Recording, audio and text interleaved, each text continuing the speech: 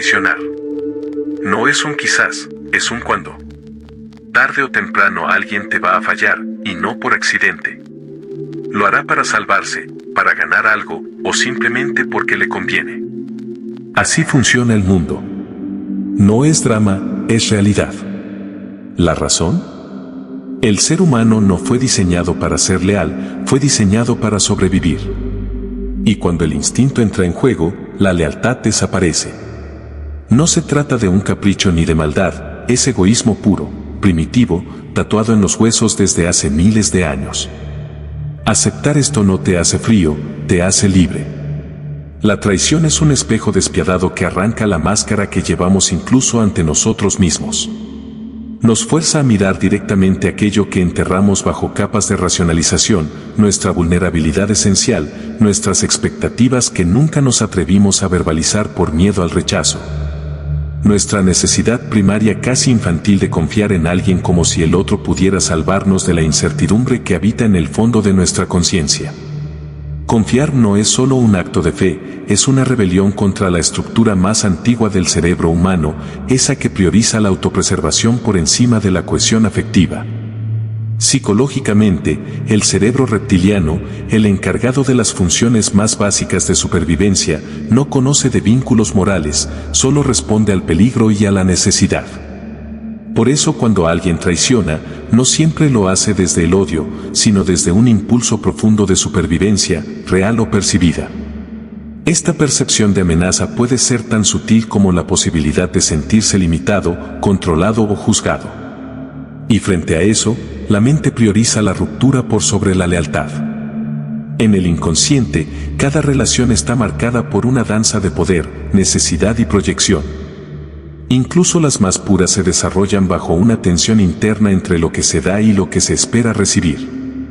No hablamos solo de lo tangible, sino de reconocimiento, seguridad emocional, validación existencial. Cuando ese equilibrio se altera, cuando uno siente que entrega más de lo que recibe, o que sus necesidades no están siendo satisfechas, el vínculo se resquebraja desde dentro. La traición es muchas veces el clímax visible de una erosión invisible. A nivel más profundo, el ser humano experimenta el amor y la confianza como escenarios donde se reencarnan sus heridas más antiguas. Y es por eso que las traiciones duelen con una intensidad desproporcionada, no es solo el presente lo que se quiebra, es toda la historia emocional que se proyectó sobre esa persona. La traición activa mecanismos de defensa arcaicos, la negación, la disociación, la rabia. Pero también destapa la verdad dolorosa de que para muchos el amor fue aprendido como algo que siempre viene acompañado de dolor, incertidumbre y abandono. Así, en lo más recóndito de la psique, cada relación humana funciona como una transacción emocional encubierta. No desde la frialdad del cálculo, sino desde la estructura misma de nuestras heridas no resueltas. Y cuando el otro, consciente o no, deja de cumplir ese rol proyectado, la fidelidad que parecía inquebrantable se desvanece como niebla ante el sol de la verdad. Es entonces cuando entendemos que muchas veces no se nos traiciona por maldad, sino porque hemos depositado en el otro una carga que ni siquiera sabíamos que llevábamos dentro. El subconsciente humano entiende esto en una dimensión que escapa a las palabras, porque habita en el lenguaje del cuerpo, de los sueños, de las respuestas emocionales automáticas que emergen sin pedir permiso. Aunque el consciente lo niegue, lo justifique o lo minimice, el subconsciente registra cada fractura como una amenaza existencial. Cuando alguien nos falla, el dolor que sentimos no es solo por la pérdida del vínculo, sino por la destrucción simbólica de una red de seguridad que creímos sólida. Esa ruptura no es con el otro, es con nuestra propia necesidad de control, con la creencia infantil de que si somos suficientemente buenos, amables o atentos, evitaremos el abandono. La traición, por eso, no es solo una herida moral o emocional, es una disonancia cognitiva brutal entre lo que esperábamos y lo que ocurrió. El aparato psíquico se colapsa momentáneamente intentando resolver ese conflicto. Es la caída del mito de que podemos anticipar todo, de que si analizamos lo suficiente a los demás, si desarrollamos inteligencia emocional, seremos inmunes. Pero hay una verdad que no podemos escapar, la mente humana es caótica y el instinto ajeno no se puede controlar. Esa variable es salvaje, antigua y responde a impulsos profundos que muchas veces ni el propio sujeto comprende. Desde la neurociencia sabemos que el sistema límbico, encargado de las emociones y la memoria, se activa en milisegundos frente a señales de amenaza o pérdida. Esto implica que cuando alguien nos traiciona, el cuerpo reacciona antes que la mente.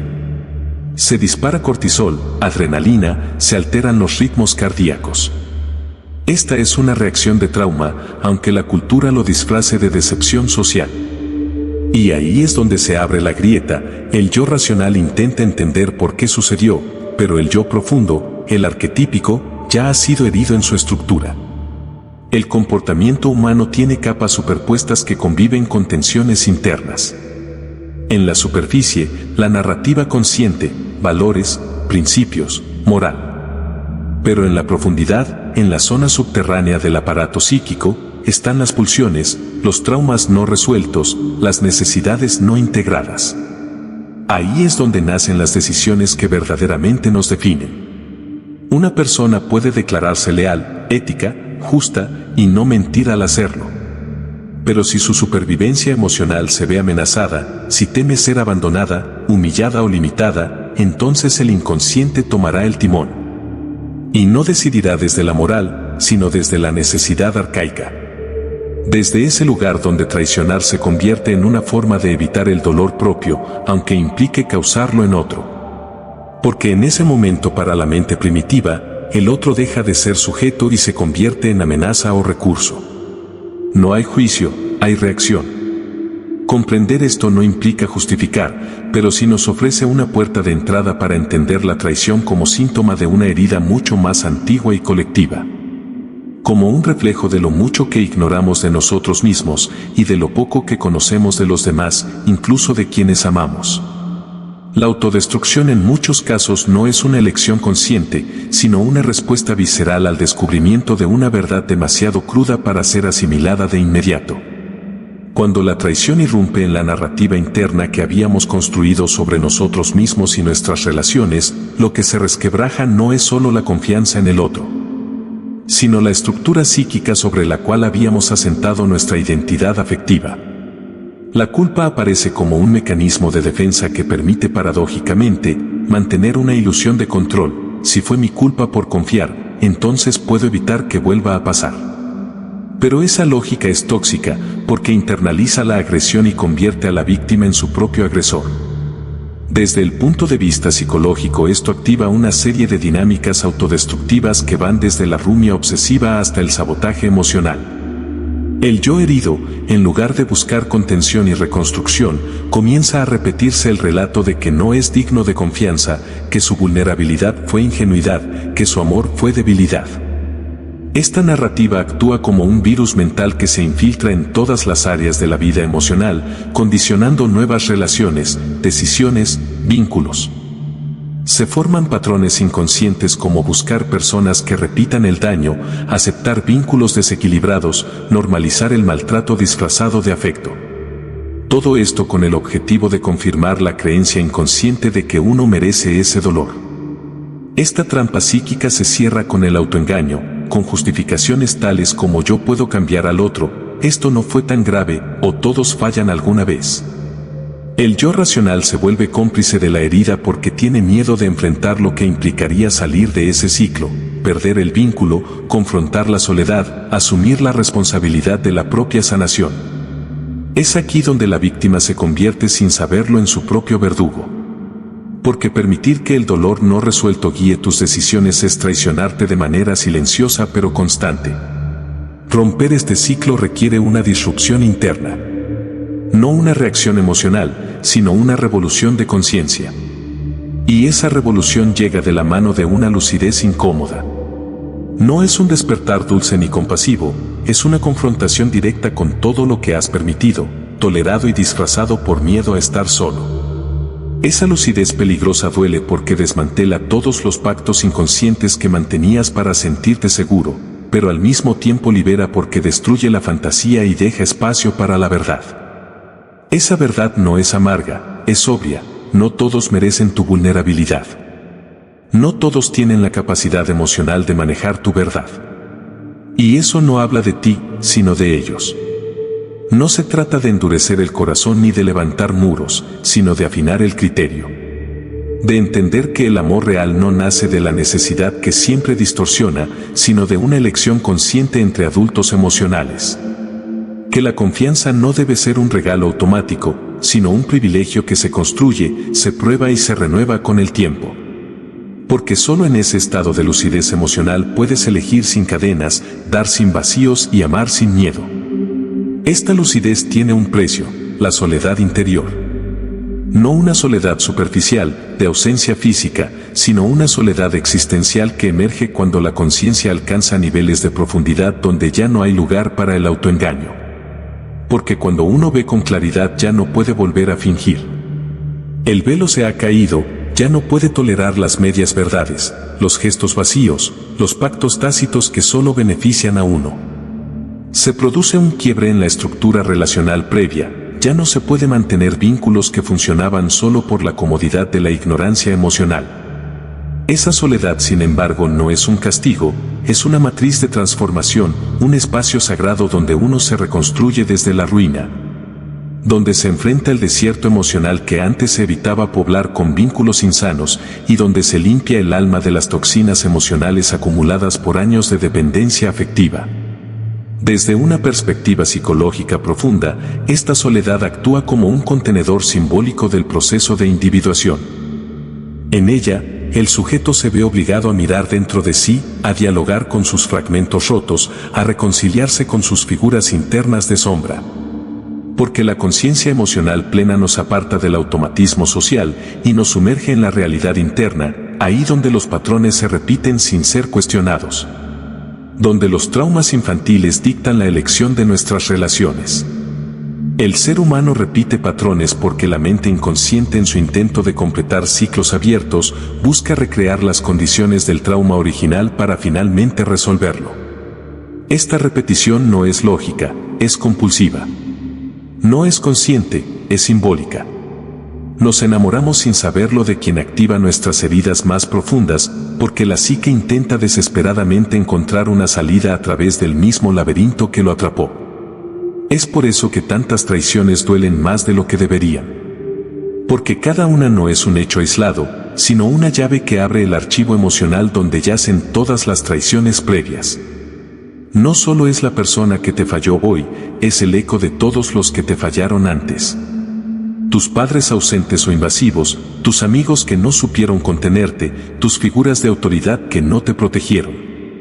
Cada traición nueva es una activación del trauma antiguo y tu mente reacciona no al hecho puntual, sino a la acumulación simbólica de todas esas heridas no resueltas que siguen vivas en tu cuerpo.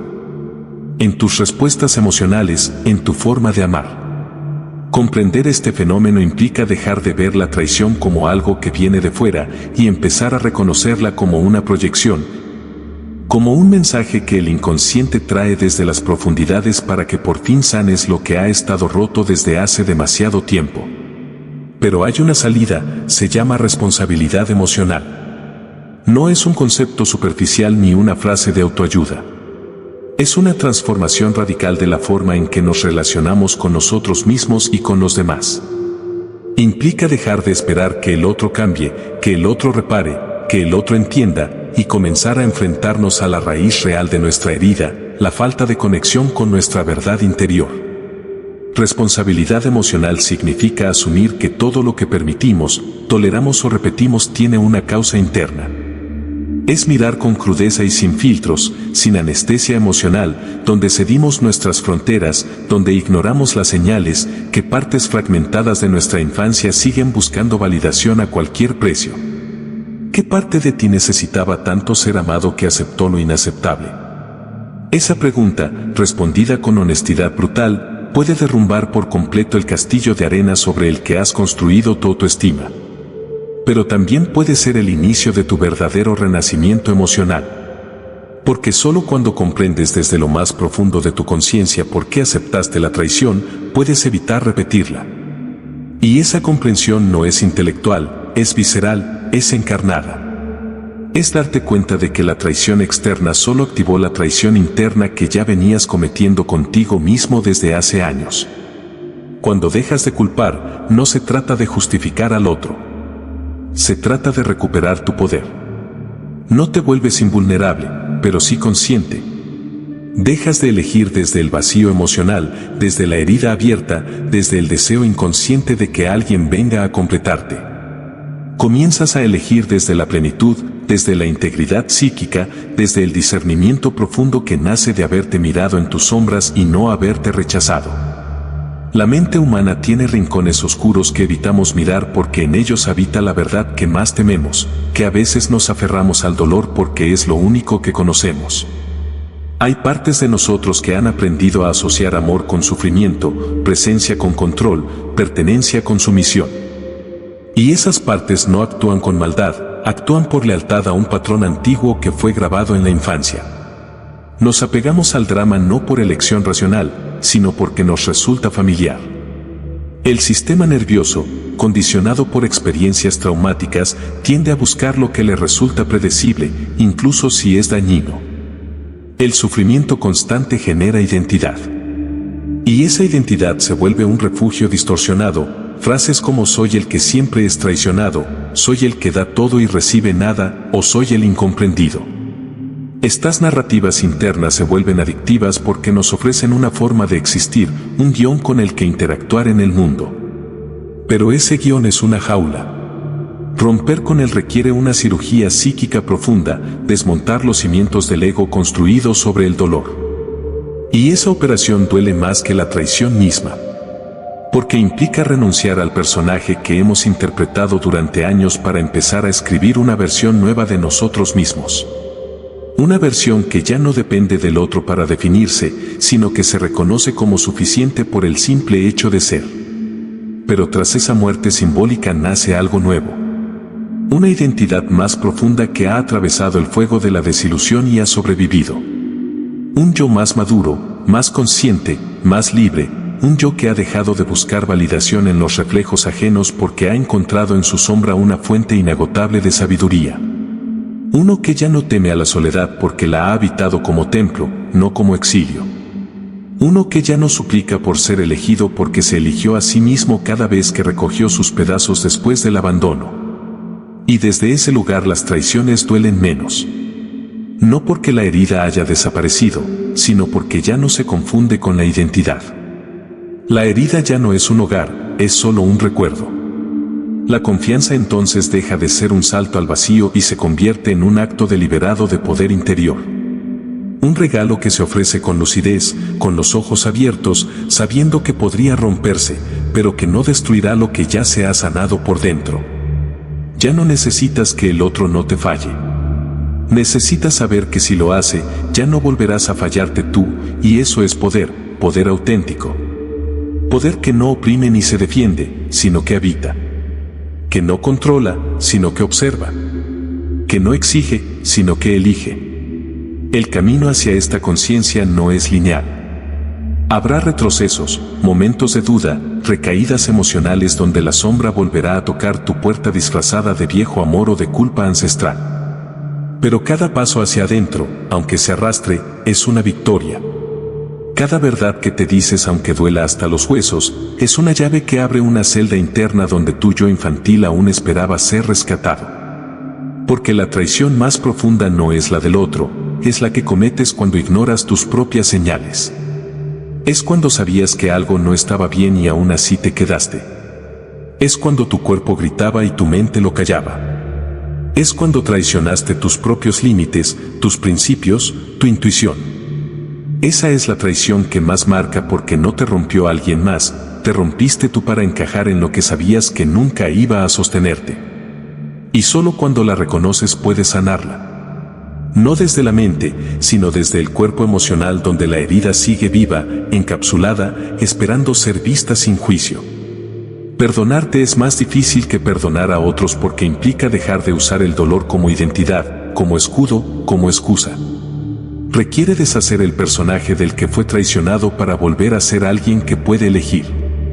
Es el perdón que más transforma porque te obliga a desmontar la estructura del ego herido y a integrar tu sombra.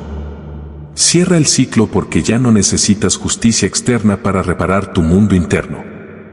Porque dejas de proyectar tu dolor no resuelto en los demás y comienzas a responder desde una autoobservación profunda.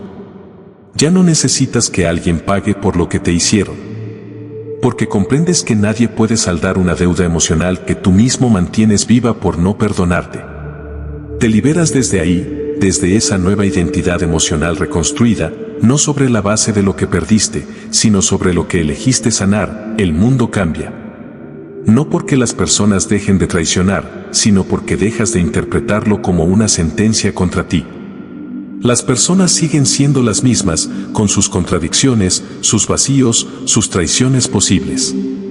Pero tú ya no eres el mismo, ya no te defines por lo que te hacen, sino por cómo eliges responder. Y tu respuesta ya no nace del miedo, de la necesidad o del patrón, sino del amor propio, de la presencia consciente, del yo integrado. Ese amor propio no es ego ni defensa, es conciencia despierta. Es la sabiduría que surge cuando has caminado por tus ruinas emocionales sin apresurarte a reconstruir.